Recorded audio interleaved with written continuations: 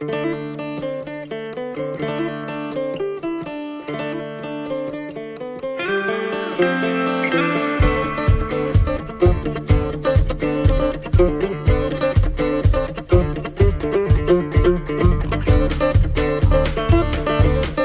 to the Hey Kings podcast, brought to you by Crone. On the podcast today, I'm joined by Neville Janke. Now, you're going to have to bear with his accent because he's Australian, and he has a fantastic story to tell us today. But before we get to the story about some really, really old silage that made a difference, Nev, welcome to the podcast. Thank you, John Paul. It's wonderful to be there. Let's talk about the farm that you grew up on. It was started by your dad and uncles, is that right? Yeah, correct. And this little farm was about 2 hours west of Brisbane on the east coast of Australia. That farm was taken by ballot by my grandfather back in about 1914. And then it was worked by my grandfather and grandmother, and then there was 9 uncles and aunties, and my father was the last of that family. Now, this was a dairy farm, right? Yes, correct. This was a dairy farm. And of course, in the early days, they milked by hand. And then in the days of my dad and his uncles and that, they actually had a little 32-volt lighting plant that drove a little separator, and they had 40 cows, and they actually had cream that they took to a butter factory just across the road with a horse and cart. So this is going back a lot of years, and my dad is now 88, and he was a young lad of 8 when that silage pit went down. Okay, so let's talk about, I could do the math, but I know that you have your dad's notes, which is so cool. So what year was this? So, John Paul, this was in the year of 1944. I believe World War II was still underway, and one of my uncles was there at World War II fighting. The brothers were left home on the farm, were milking the cows and looking after the operations. This good year in 1944 was a year of plenty of rain, and they had a little 500-acre farm, and they grew wheat on this farm. And this wheat grew waist height, I believe, and then it was an abundance of feed. So they decided to dig a silage pit into the ground. So in the notes, it says on the 29th of September, 1944, they started digging a new silage pit with a plough and a scoop. When we dug it up in the year that I was around, when I was just a lad there milking cows on this same farm, we actually dug it up in the 12th of December, 1990. So this silage had been put down in 1944, and we dug it up in the 12th of December, 1990. Wow.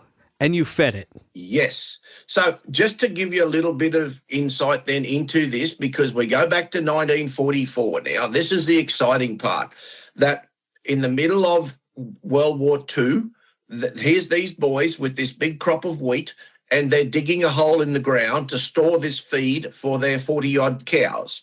So this large crop of wheat, they cut it with a reaper and binder, and they bound it into sheaves. And it took them a week to bind it and to strap it all up with twine around it. And then they carted it with a horse and cart down to where this pit that they dug in the ground. Now, this pit would have been about 2 meters deep in our terms today, about 2 meters deep. And then they stacked. It took them 10 days to cut it, reaper and bind it, and to stack it in this silage pit, in this pit in the ground. Once they had all stacked it all in there, then they covered it back with earth, just covered it over with soil. It was left as like a bun on top of the ground. It was just soil, and it was in a cultivation paddock. So we knew where it was. This mound was in this flat paddock, and we knew that's where it was. Now, how tall would it have been protruding out of the ground? It would have been a good, I would say, 300 to 400 high out of the ground. We knew where it was, and we knew the shape of it. We knew exactly where it was, bearing in mind that my father, that's 88 now, he was 8 when he sat on the edge of that pit watching his brothers put it in and do it all. He remembers sitting there watching them put this feed into the ground.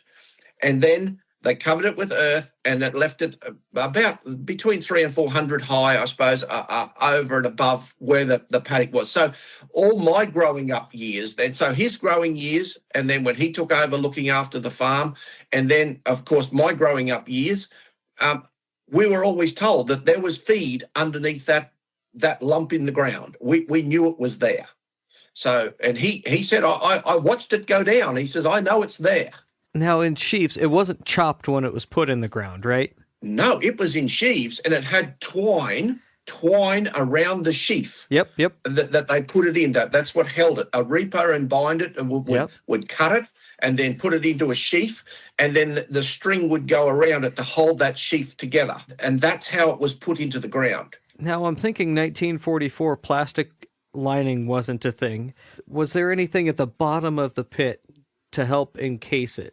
Nothing. JP, and then just dirt over the top. Nothing. That's right. So it was dug apparently with a little case tractor, something like that, with a little drawn scoop behind it. And I'm guessing that scoop that I remember seeing the scoop that it was dug with, it was still in the back paddock under with a tree growing up around it. And that scoop would have shifted about a cubic meter of soil.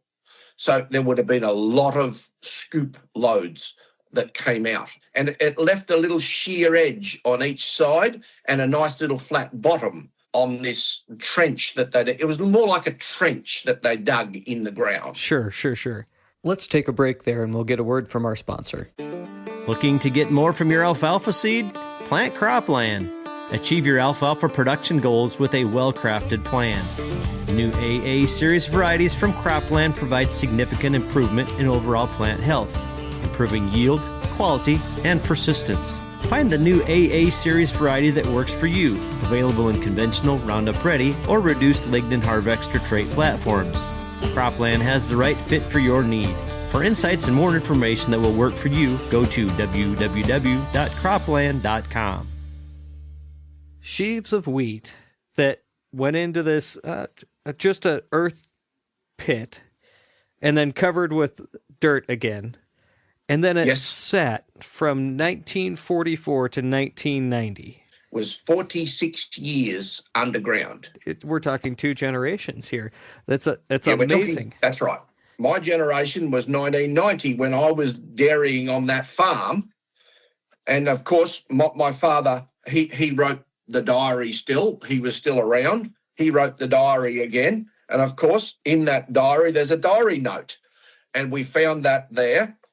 So on the 12th of December, 1990, we opened up the silage pit. It had been down for 46 years.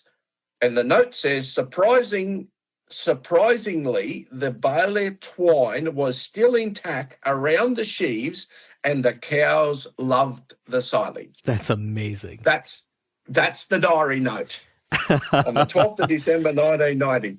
And I was the one that actually dug it up. We took a big 4-wheel loader with a big 2-meter bucket on the front, and we started digging. It took us quite a while to get down. There was over a meter, so I'm about probably 1.3 meters of soil above the silage that we had to take off. So we excavated that out. 4 feet, okay. About 4 feet of soil was on top of the silage. So we scooped that all off, and we run this big 4-wheel drive loader down over the top of it all and scooped all the soil off the top.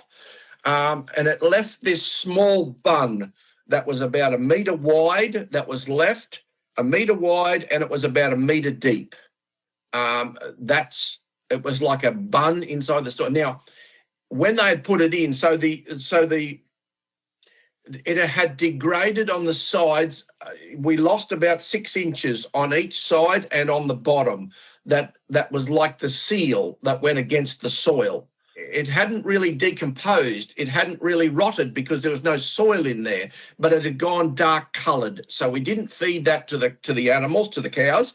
We actually just dug out the centre section and and we could lift out the sheaves, just a whole sheaf of wheat as it was put in 46 years before. Absolutely amazing. And we loaded that, and of course, to keep it clean, we actually dug it out by hand to start with, to get it, just to see it, and it was just so real that our uncles had put that in there so many years before, and he was the next generation, us guys digging it out. I was 30 years old when I dug that out. We fed that then to those cows, those dairy cows, in that drought of 1990. And they never left a stalk, and it smelled as sweet as sweet. It was beautiful smell.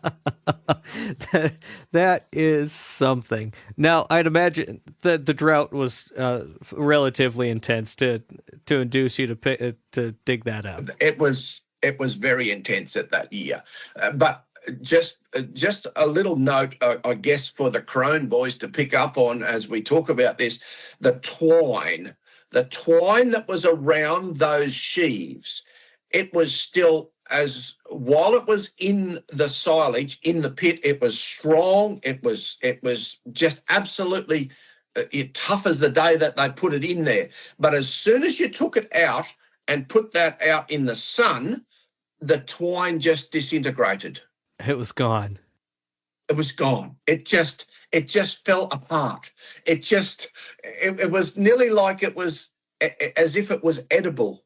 As soon as it dried out, it just fell to bits. It just fell to pieces in your hands as little straws. So and I never took a lot of notice of it, other than I knew that. I should have went back and took a lot more notice of it. But I can remember it just being little fine threads of this, like a hempy type thing, or I really don't know what it was actually made of, but that's what it was. It was just intriguing, that side of it. Now, I'm going to guess there weren't any feed tests done on this. No, and it was before the time that we really put a lot of weight on feed tests, and I'm wished that I would have. I don't know what it would have tested, JP. I don't know, but it smelt sweet, and the cows never left a thing. So that's the best feed test. Yeah. No, if they lick it up, it's got to have something to it. Absolutely amazing. There was milk in the tank that on the end of feeding that time. I'm still trying to wrap my mind around how much volume was in this pit. What we actually got out was a meter by a meter, like a cubic meter, and it would have been probably, I would think, say 40 meters long. Oh, okay. So it would have been, say, 40 meters long, and then a meter deep and a meter wide is what was left that we could actually feed. Mm-hmm. The wastage on the bottom and the top and so forth, it would have been another 6 inches wide on each side. On each side, sure. So we lost 6 inches each side, 6 inches top and bottom. That was the loss factor of that. But after 45, 46 years being down underground, we didn't know what we were going to find, whether there would even be anything left. But yes, there was, and it was beautiful feed. What a fantastic story. You didn't tell me that you had all of this written down from your dad's notes. Now I want to know what else is in that book. There's a lot in that book. There's got to be some fantastic stories in there. There is, and it's very relevant just to that farm. When my old grandfather took his ballot, as they called it then, a ballot of so many blocks, and I think he took 5 blocks in the ballot, and that means that's when the land was first divided up. Yep. And do you know, JP, he paid £2 per block. How big's a block? I believe a block was 90 acres. £2. He paid £2 for 90 acres, and that was for the 5 blocks he paid £10, and that was 240 odd, or 200, about 250 odd 450 acres. So he had 5 blocks and 90-acre blocks. Wow, absolutely amazing. Yes, so then we added some more blocks on in latter years, but that was the first ballot that he drew, and they were the blocks that he had, and It was pioneering days back in those early days, and he built a little hut and he started to milk some cows. If you want just the last little bit of that diary, there was a note in it. There was a note in it when the first motor vehicle went past the farm. And he actually wrote a note in it. That was the old grandfather, wrote a note in it. The first motor car passed by this afternoon, and that was on the 21st of March, 1914. Absolutely so there you amazing. Go. There's another little bit of history. The first motor car passed the farm. Nev, I suspect we're going to have to do this again. I'd dearly love to have you back to pull another one of those stories out of that book. I hope you publish that someday. Those are fantastic notes. It's my father. My father did put it to a publisher, and we did get 20-odd books printed just for our own immediate families and the ones that grew up from that. Oh, wonderful. When you've got a grandfather and grandmother that had 10 children, that means that there's 45 grandchildren, and then there's all the families from that there. And so there was quite a lot of interest in the history of that farm, because that's where our family started. Oh, wonderful. Wonderful. Nev, thanks so much for sharing this today. No, happy to share it. Well, that's it for today. I want to say a special thank you to Nick Palmieri at Palmieri Sound for doing all of our audio work. A thank you to Jessica Palmieri for doing all of our social media posting and coordination. Thank you to Cropland for sponsoring this episode.